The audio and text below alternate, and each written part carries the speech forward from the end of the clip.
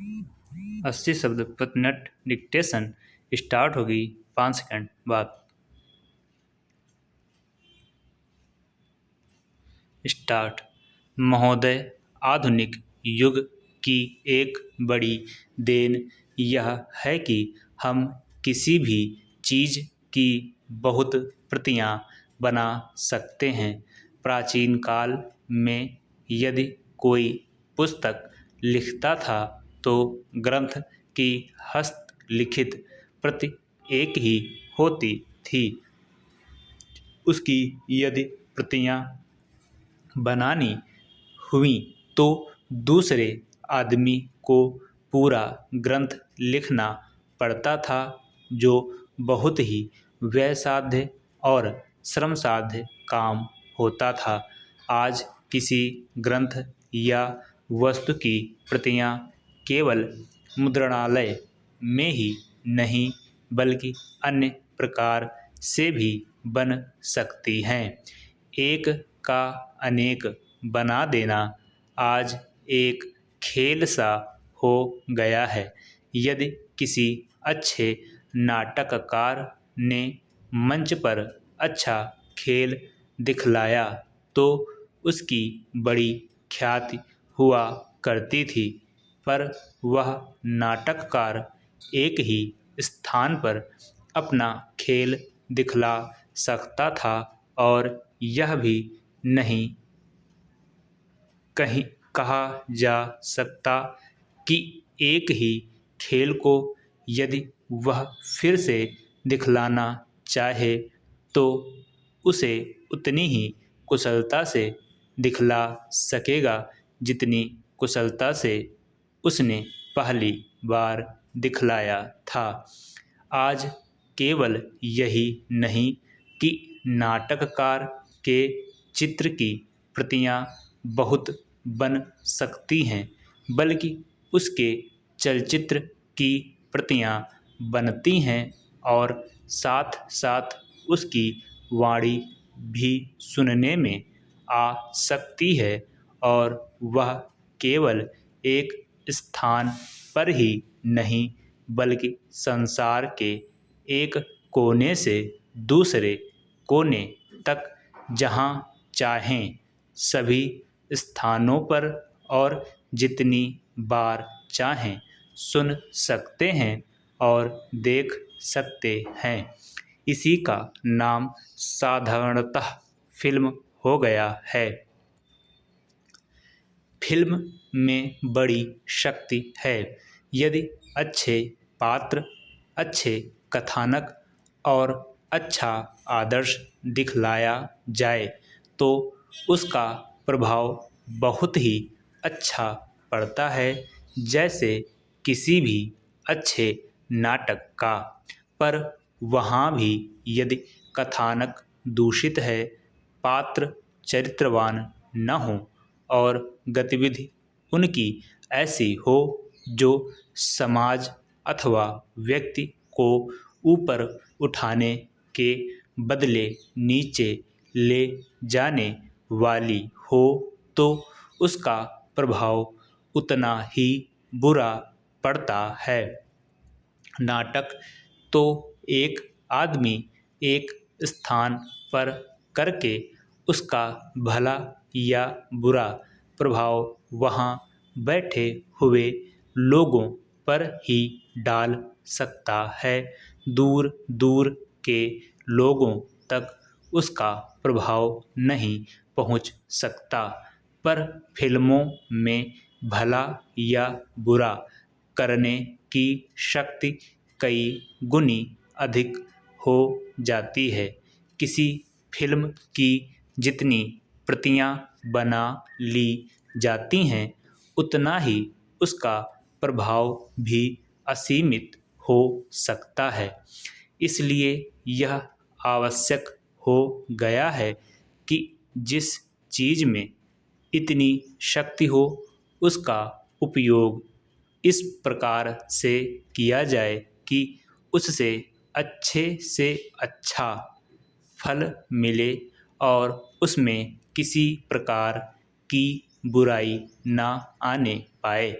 आज सिनेमा का उपयोग 3 कामों में होता है: शिक्षा, मन बहलाव और प्रचार। ये तीनों काम जीवन में महत्वपूर्ण हैं। सिनेमा का उपयोग शिक्षा के काम में जितना बढ़ेगा उतना ही हो सकता है, पर शर्त यह है कि कथानक शिक्षाप्रद हो और जो पद्धति अपनाई जाए वह ऐसी हो जिसके द्वारा विद्यार्थियों को सच्ची शिक्षा मिल सके।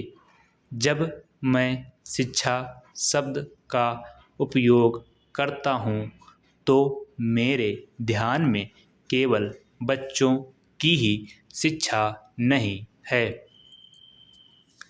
महोदय, हिंदी चिरकाल से ऐसी भाषा रही है जिसने शब्दों का उनके भिन्न देश अथवा भाषा में उद्गम होने के कारण बहिष्कार नहीं किया।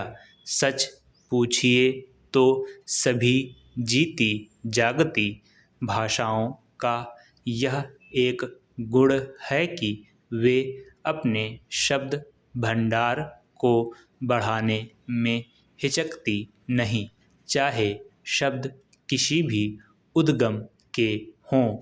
उन पर अन्य भाषाओं का प्रभाव पड़े बिना नहीं रह सकता, क्योंकि सभी जीती जागती भाषाओं में आदान प्रदान होता ही रहता है।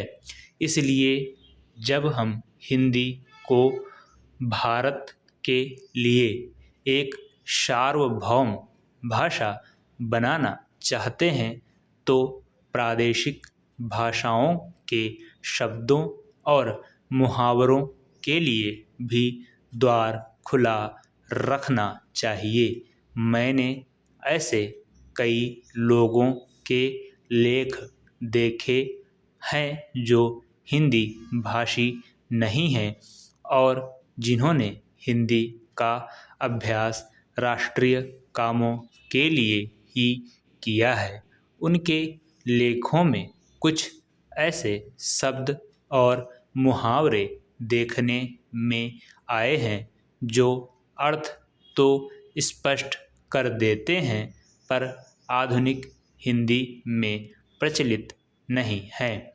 अन्य भाषा भाषी ऐसे शब्दों और मुहावरों को अक्सर व्यवहार में लाया करेंगे और हम हिंदी भाषियों को उनका स्वागत करना चाहिए, न कि बहिष्कार।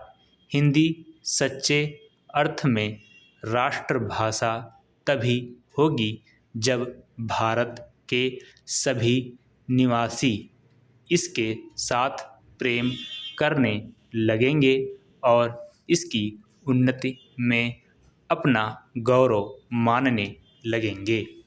यह भावना तभी उत्पन्न और परिपुष्ट हो सकती है जब यह समझने लगें कि हिंदी में कुछ उनकी भी अपनी देन है और हिंदी पर उनका भी कुछ अधिकार है।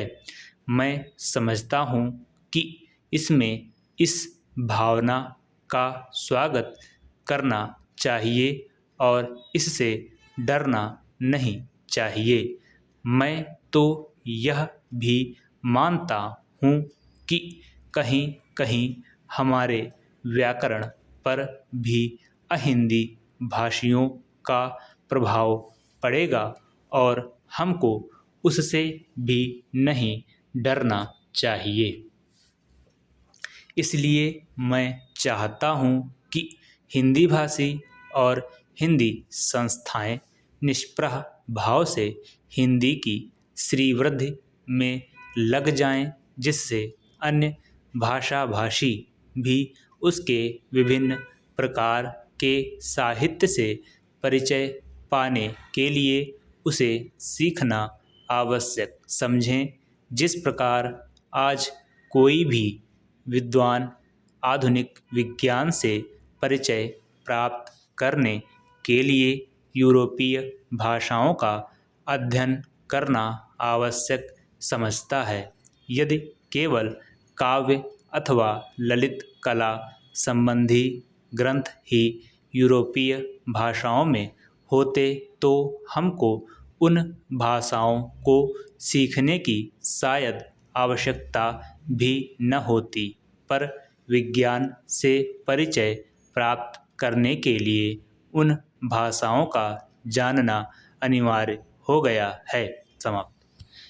दोस्तों इसे लिखिएगा, इसे प्रैक्टिस करिएगा और लिखने से पहले से वह पढ़ लीजिएगा 7-8 मिनट में, और इसके बाद इसको ट्रांसक्राइब करिएगा और जो गलतियाँ हैं उसे कमेंट में बताइएगा। धन्यवाद।